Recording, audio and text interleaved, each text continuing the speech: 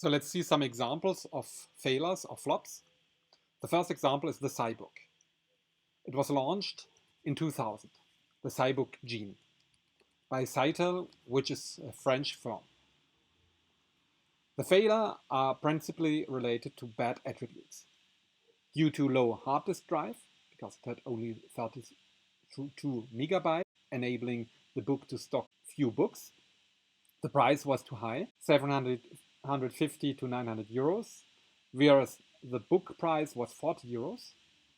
A lack of ergonomy and ease of use, because the book weighted 1 kilogram, the size was too big, the visibility bad, and the autonomy only 1 hour.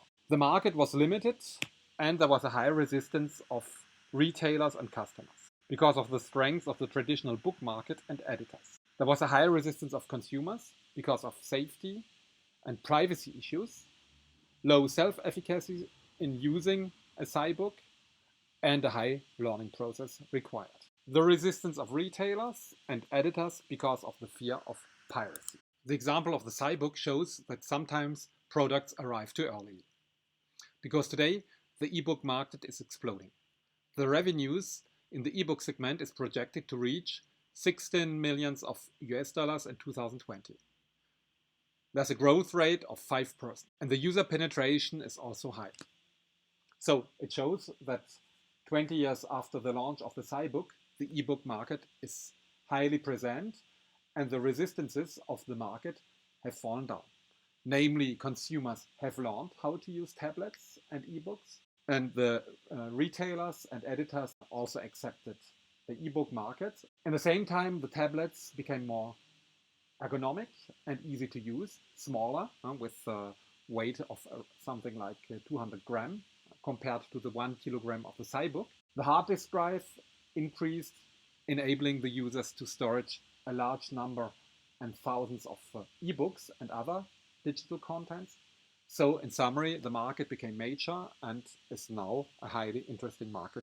The leader on the ebook market is Amazon with its Kindle devices, the Kindle Paperwhite, which is one of the most bought ebooks. The penetration is very high. For example, in the US, 90 million of US inhabitants have an ebook reader, which represents a penetration of 50% of the market. In the case of Windows Vista, it was launched in 2007. Windows Vista was an incremental innovation compared to Windows 2000 and Windows XP. The problem is that Windows Vista offered no functional benefits compared to Windows XP. Furthermore, it had a lot of problems. It slowed down the PC because it was very RAM intensive. It took a lot of space on the hard disk drive, and the security issues were too important. So certain software packages out of Windows were rejected. This made the system unstable. Furthermore, Windows Vista was too complex, not easy to use, as there were problems of compatibility with Windows XP, and this required a new learning process as the interface was completely new compared to Windows XP. Therefore, consumers had a high reluctance to change to the operation systems. This resulted in low externalities as few users adopted Windows Vista. Finally, consumers adopted a wait-and-see situation and waited that the new Windows operation system came out in 2009, which was Windows 7. Windows Vista was sold only 20 million of times, whereas Windows 7 was sold more than 500 million of times. The example of the MiniDisc of Sony. It was launched in 1992. The MiniDisc was a radical innovation and had pioneer benefits. There was also high social recognition due to the highly innovative technology and the radical innovation. The functional benefits were very high. The size was small compared to the Walkman with a tape.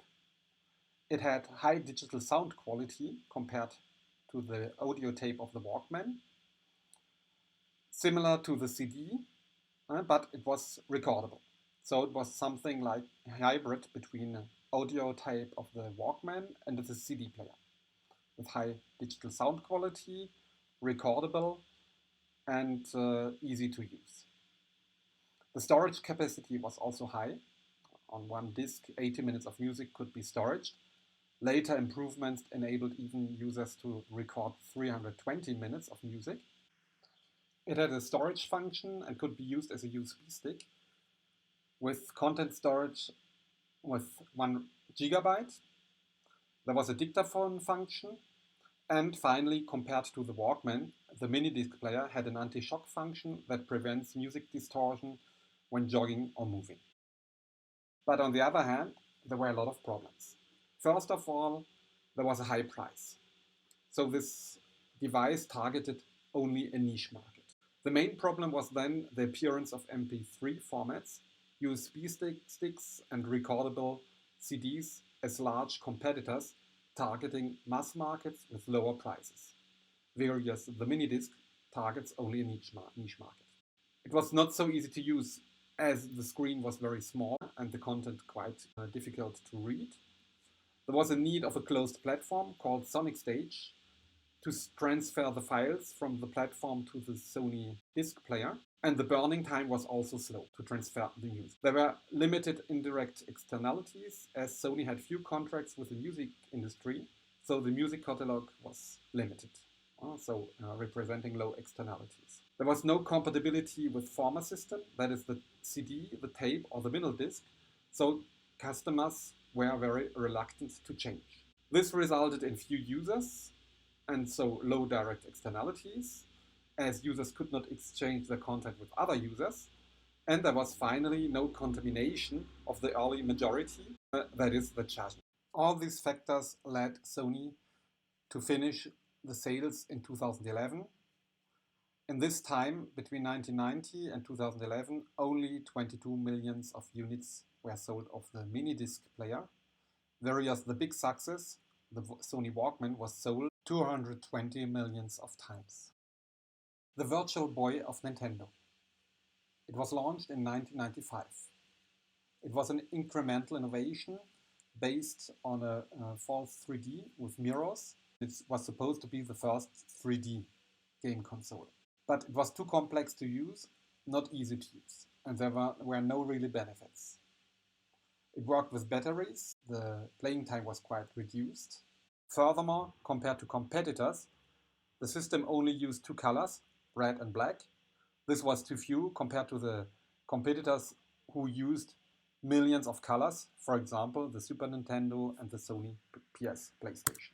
The system was a false 3D with mirrors, but this technology was of bad quality. The technology fragile as the alignment of the mirrors could be moved if the console was moved too fast.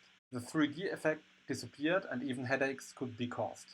So the governments in the US and Japan prohibited the use for children under 7 years, and they imposed an auto game break function to interrupt the game after 30 minutes of play in order to avoid the headaches and so bad beat. Furthermore, only one player could play, so there were no network effects. And the games were too short. In average, a game lasted 30 minutes, which was not very attractive. There are then limited indirect network effects. 4 games were launched and later 22, but this was definitely too few. The price was too high. At the time, it was launched at $179, which is equivalent to $300 today. And all this resulted in low adoption, thus low direct network effects. So in summary, we can say that no functional benefits or even high technical or functional problems caused the failure of the Nintendo. This was combined with problems of direct and indirect network effects, combined with a too high price. So the result was that the Virtual Boy was only sold 700,000 times, which is few compared to the Wii, which was sold 1 billion of times worldwide.